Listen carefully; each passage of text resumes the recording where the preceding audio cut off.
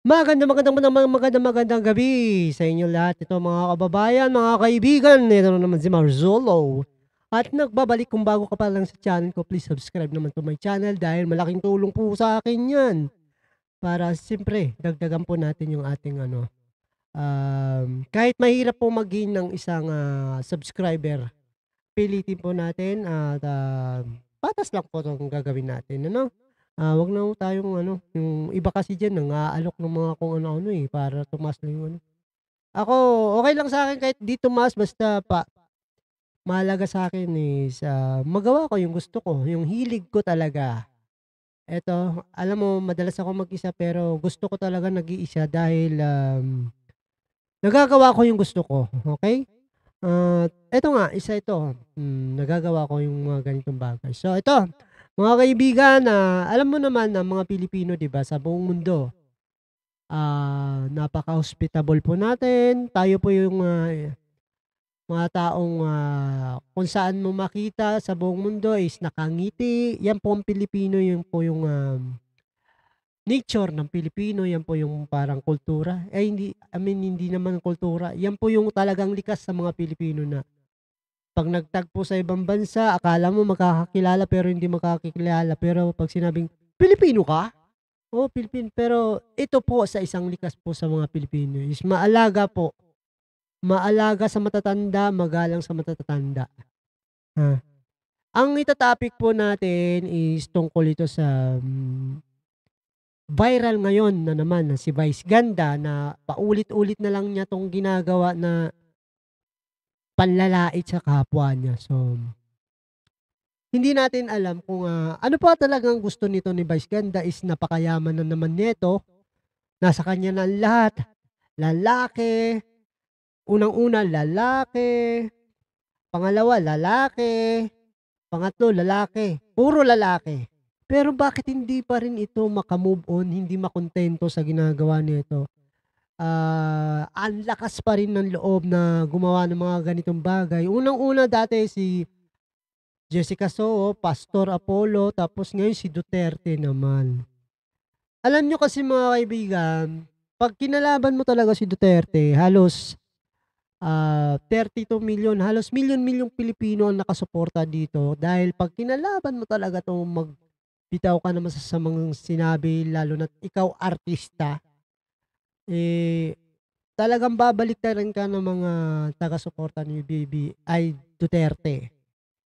Mahal po ng tao si Duterte, kaya ang mga tao kasi walang nagagawa dahil alam mo na sino bang nasa administrasyon, Marcos. Kahit magprotesta po yung mga tao na ipauwi si Duterte, wala pong magagawa, ha? Ngayon ang gagawin na lang po ng mga tao is, suportahan na lang siya kung uuwi siya. Sana po makauwi po siya, bring him home. Eh, do'n po, makikita po natin na talagang mahal talaga si Duterte ng mga tao. Pero iba po yung ginawa ni Vice Ganda. Ang ginawa niya po nilait, nilait tapos pinagtawanan, inapakan, halos buong alam mo yung lolo mo, 'di ba lolo mo, halos lolo mo na 'to, 80 na 'to, nakakulong na nga, ito, nakakulong na nga, nag-iisa doon sa napakalayong lugar, malamig, nag-iisa, matanda na, hin halos may maintenance na sa katawan.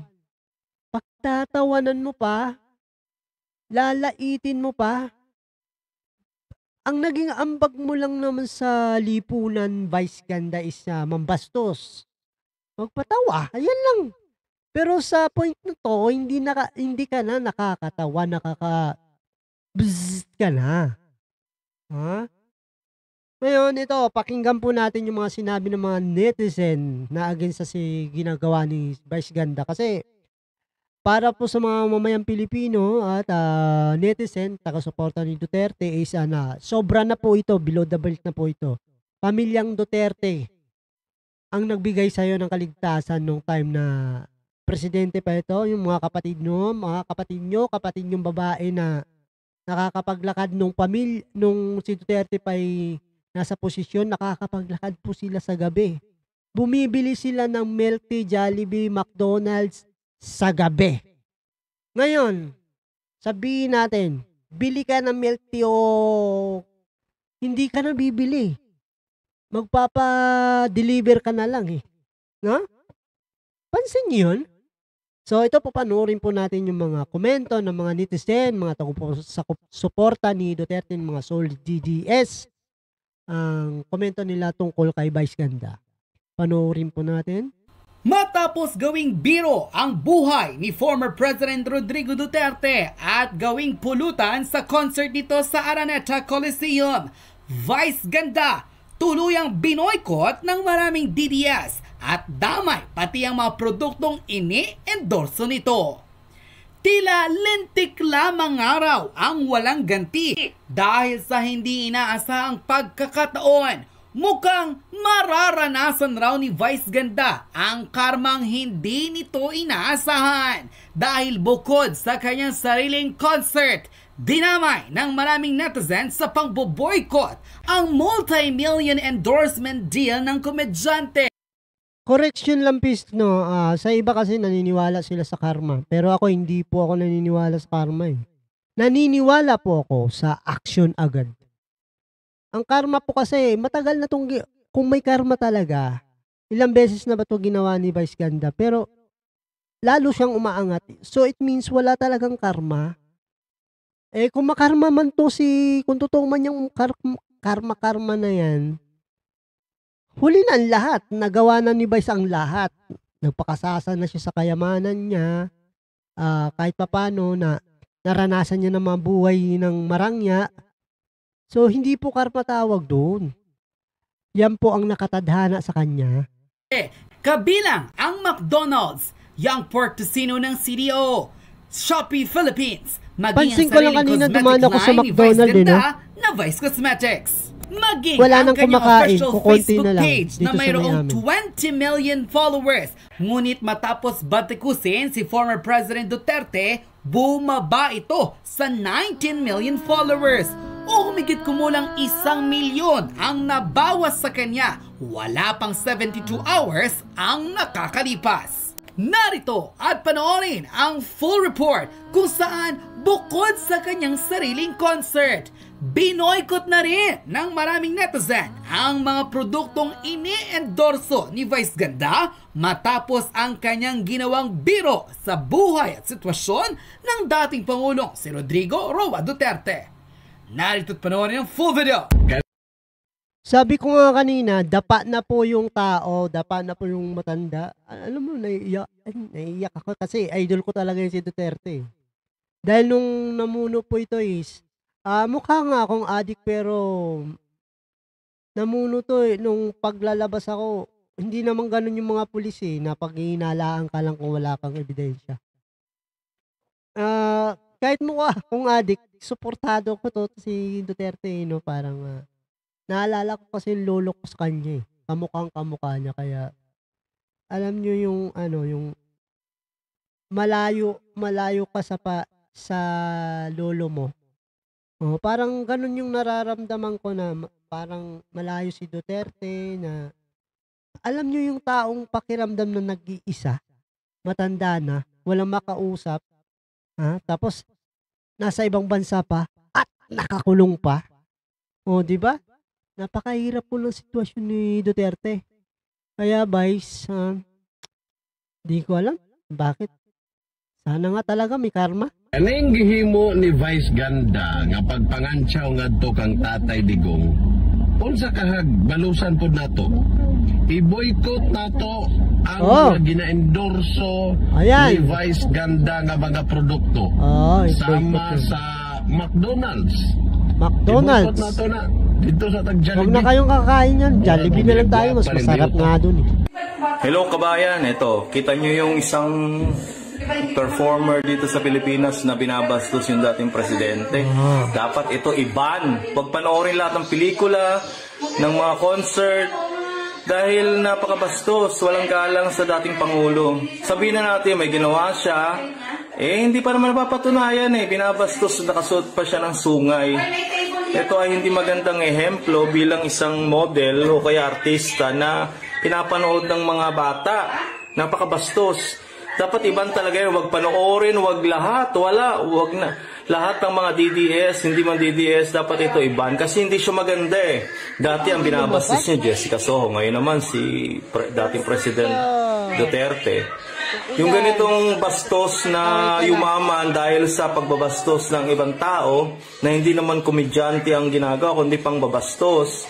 Huwag natin panoorin lahat, i-boycott natin, panawagan ko sa lahat ng mga taga Bisaya, Mindanao, mga DDS dyan, lahat, huwag niyong panoorin, iban niyo, i-block niyo, i-unfollow niyo lahat ng kanyang Twitter account, Facebook, TikTok, lahat, pati YouTube niyo, iban niyo lahat yan, napakabastos, napakawalang galang. Dapat, hindi ganyan ang model mo ng comedy, dapat ang comedy mo, hindi ibang tao kasi nakakasakit ka. Hindi yan maganda, napakabastos. From 20 million followers down to 19 million followers na lang si Vice Ganda. A few days ago, nag-celebrate siya ng 20 million followers on Facebook. Pero biglang naging 19 million. Bakit nga ba? So panoorin po natin ang video na ito. Nothing beats the Jets with holiday. Right now, from Manila to West Philippine Sea, fly the Jets.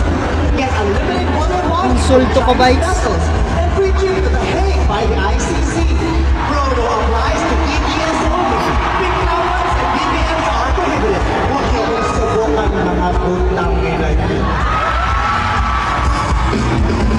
So if hindi nyo na-gets yun, ilalagay ko yung text version. Anyway, for me, as a comedian, no, may mga topics na very sensitive and too risky to share. Especially kapag yung tinira mo, di ba, ay ang dating Pangulo at ang kanyang mga taga-suporta. Alam mo naman, Hindi lang yun, sobrang ang pamilya mainit na. yan dito sa Apelyido. social media. And para din sa akin, may karapatan din si Vice kung ano yung gawin niyang subject sa mga jokes niya. Yun nga lang, every joke will have its own consequences. Hindi raw maitatanggi na damang-dama na ang higanti ng maraming taga-suporta ni former President Rodrigo Duterte sa komedyanteng si Vice Ganda dahil bukod sa nalasagan siya ng libo-libong followers, hindi raw biro ang pamboboykot na ginagawa ngayon ng mga taga-suporta ng former President matapos gawing biro ni Vice Ganda ang buhay ng dating Pangulo. Hindi raw basta-basta makakalimutan ng mga tagahanga ni dating Pangulong Rodrigo Duterte nang gawing katatawanan ni Vice Ganda ang sitwasyon ngayon ni PRRD sa The Hague, Netherlands. At sa harap ng maraming tao sa loob ng Smart Araneta Coliseum sa kasagsagan ng concert nila kasama ang Asia Songbird na si Regine Velasquez. Nakasabay ng hagik-gikan ng publiko ay pangungot siya ng komedyante sa dating Pangulo. Kaya dahil dito, tinawag ng mga netizens na plastic si Vice Ganda. Matapos raw ituring na kaibigan ng former president, ito lang raw pala ang igaganti nito. Dahilan para magsimula ang panawagang i-boycott ang komedyante maging ang mga programa at pelikulang pagbibidahan nito. Hindi pa raw kasama rito ang higit sa 1 milyong Facebook users na siyang nag-unfollow na kay Vice Ganda. Dahilan para from 20 million maging 19 million na lamang ang kanyang followers sa Facebook. maging 1 Wala pang million o 72 100,000 hours na lang yung matira. nalagasan siya ng 1 milyong taga-suporta sa social media page. Tapos mapunta Narito sa ang full akin. report mula mismo sa publiko kung saan opisyal nang ibinalita na may mga tao nang nagko-call out kay Vice Ganda at nangakong ibo-boycott ang mga produktong ini-endorso nito. Ayon sa full report ng publiko, Mindanao netizens call for McDo boycott over Vice Ganda job at Duterte. Several Duterte supporters from Mindanao are calling for a boycott of McDonald's, the fast food chain endorsed by comedian host Vice Ganda, after he took his wife at former President Rodrigo Duterte during a recent concert with singer Regine Velasquez. During the show, Vice joked, "Nothing beats a jet ski holiday," Right now, from Manila to West Philippine Sea by jet ski. Get unlimited water bombing from Chinese vessels and free trip to The Hague by ICC. Promo applies to DDS only. Big allowance and BBMs are prohibited.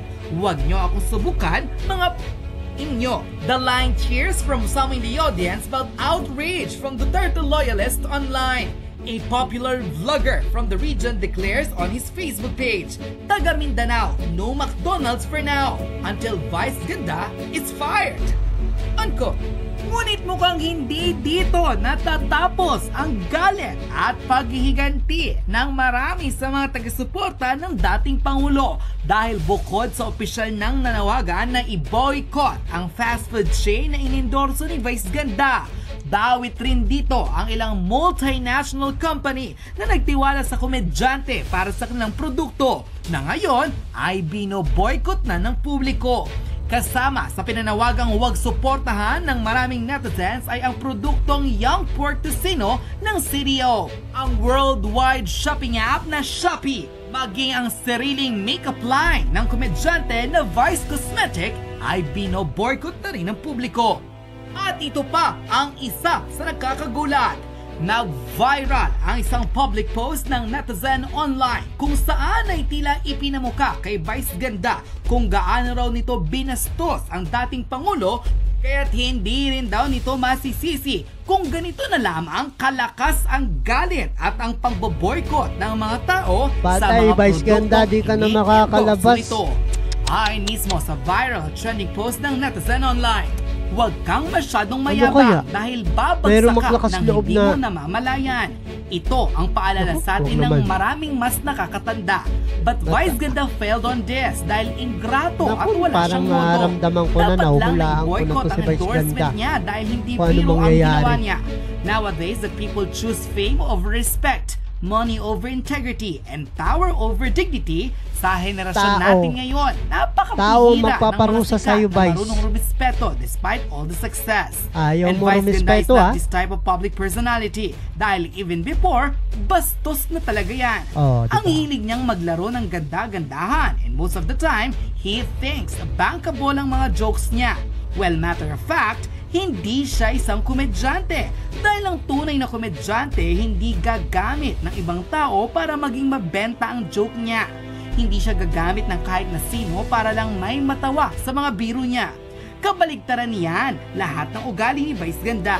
Hindi niya kayang magpatawa nang wala siyang sinasaktan physically and emotionally. Oh. Hindi magiging trending ang joke niya kung hindi siya mangdadamay ng taong kukutsain niya at gagawing biro ang buhay. He is never a comedian. He is a bully. Yes, bully ang si Vice Ganda. Dami ng proof of that, kaya alam nyo ang ibig kong sabihin. This time, Vice not only crossed the line, sumobra siya sa yabang at akala mo kung sino para gawing biro ang buhay ni Duterte. Just so you know, I'm not a DDS, nor Pinklawan or loyalista. Hindi ako panato ng kahit na sinong politiko, pero alam ko kung paano kumilala ng marespeto sa bastos na tao. Yung biro ni Vice Ganda is foul, to be honest. Imagine, wala namang ginagawang mali sa'yo si Duterte pero nang dahil sa salapi, ginawa mong pulutan sa concert mo. Grabe Pahiya mo naman. pa sa harap ng libu-libong tao. Dahil sa Duterte salapi? has no blood to Vice Ganda. He even support the LGBTQIA+ community. Mukhang He pera respect pala to. each individual whatever sexual orientation they have, lalo na sa Davao City. Tapos gagawing biro ni Vice ang buhay ni Duterte. As if hindi siya nakinabang sa panunungkulan ni Digong na malaya ang taong nakakalabas ng walang takot sa Tama, magnanakaw at durugista. Na bumaba ang krimen sa buong bansa dahil sa kamay na bakal Totoo na yan, ikinatupad totoo niya. yan. Hambog kasi itong si Vice sa totoo lang. Akala mo kung sinong napakataas ng lipat. Huwag siyang magsisisi if people fires back dahil sa ginawa niya. Ngayon pa lang, binoboycott na siya ng maraming tao. Even his endorsement like McDo, Shopee, binabantaan na. I can say this is his karma? Yes, of course, Patay. pero hindi lang yan. Marami pa ang kasunod niyan. And Vice should be ready dahil pag nagalit ang tao, walang ititira sa'yo hanggang magtanda ka sa hindi mo magandang biro. Mula sa pag-unfollow sa kanyang official Facebook page kung saan wala pa man sa 72 hours ay higit sa 1 milyon na ang nag-unfollow kay Vice Ganda. Tila tinototoo ng taong bayan ang pagbo-boycott sa mga produktong ini-endorse ng komedyante dahil hindi lang mga taga Mindanao kundi lahat ng mga sumusuporta sa dating Pangulo ay bino-boycott ang mga produktong ini-endorso ni Vice Ganda. Hindi raw kasi tama ang pambabastos nito sa former president lalo't wala naman daw ginagawang masama ito sa komedyante at hindi raw biro ang ginawa niyang kakatuwa sa sariling concert nito. Ito raw marahil ang kabayaran ni Vice Ganda sa lahat ng kanyang birong hindi magaganda na hanggang ngayon ay sumisiklab pa rin sa social media ang galit ng mga tao sa kanya. Ano ang iyong magiging reaksyon matapos opisyal ng i-boycott at bumaba pa ng higit sa 1 milyon ang followers ni Vice Ganda matapos ang hindi magandang birong pinakawalan nito laban kay former President Rodrigo Duterte sa sariling concert sa Araneta Coliseum kung saan pinagtawanan libu-libong tao ang dating Pangulo. Ano ang iyong magiging reaksyon sa balitang ito? Just comment below. Guys, check natin yung Facebook followers ni Vice Ganda. From ilan? 339 yung dulo. Naging 313. Ang laki ng binaba. 26 na yata. So, naging 297. Naging 278. Naging 269. Naging 251. Naging 243. Grabe, ang laki ng binababa every seconds. Nakakaloka, unti-unti nang nauubos ang followers ni Vice Ganda. Pero disclaimer lang ha, I'm not against Vice Ganda. Well, hinahangaan ko siya pagdating sa mga iba't ibang klase ng talino, pagdating sa pagpapatawa. Siguro may mga pagkakataon lang talaga na ang isang komedyante ay sa kagustuhan na magpasaya ng napakaraming mga tao ay minsan ay pwedeng makasakit ito. So paano ko mapapatunayan na bumababa na yung mga followers niya? Ipapakita ko sa inyo. So nakikita mo yan, di ba 19 million, tas 119 yun, 199 yun dito. So i-refresh natin. Pak, bumaba na siya. Di ba 131 na ngayon, isa pa. Every seconds, bumabagsak yung followers ni kumari ko. Pak, 125, last one, baka kala mo eme lang. 120, nakakaloka. Yun nga po mga kaibigan, dapat maging silbing aral na to sa mga walang respeto. Walang respeto, walang galang sa mga matatanda dahil baka masira tayo sa buong mundo na ang mga Pilipino talaga is napakabuti pagdating sa pamilya. Family-oriented talaga yung mga Pilipino, inuuna nilang pamilya higit sa lahat. Kaya nga maraming nag-a-abroad dahil sa pamilya. Puro pamilya.